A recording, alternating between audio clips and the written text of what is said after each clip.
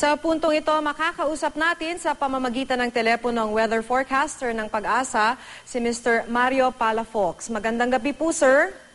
Magandang gabi po. Ayan, sir, alauna na po ng madaling araw. Ano pong inaasahan natin na panahon mula ngayon hanggang gabi na po?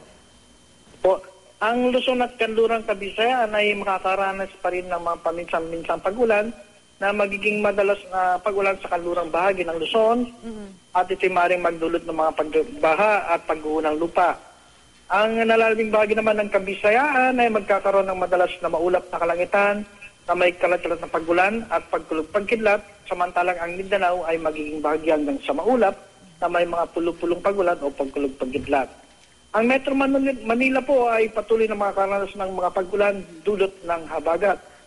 Katamtaman hanggang sa malakas na hangin mula sa timog kanluran ng Iral, ang Manila Bay ay maging katamtaman hanggang sa Maalon.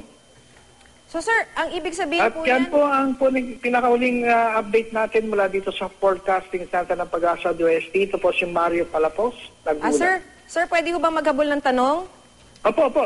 Ayan, sir. So, ang ibig sabihin niyo po nung nabanggit ninyo sa atin na pinakahulling update nga po ng Pag-asa, ang ibig sabihin po niyan, ilang araw pa putong ulan na to? Bukas po ng gabi o mamayang gabi po, ay inaasahan po natin na magiging unti-unti gaganda ating kalagayan ng panahon. At pagdating po ng Huwebes ay tuluyan na po itong gaganda at makakakita na po tayo ng pagsikat ng ating araw. Pero ang sabi niyo po kanina, we should still expect yung intensity po niya medyo malakas pa. At least yung pag-ulan dito po sa Metro Manila, we should expect that tomorrow. Opo, makakaasa pa rin po tayo ng mga pag-ulan.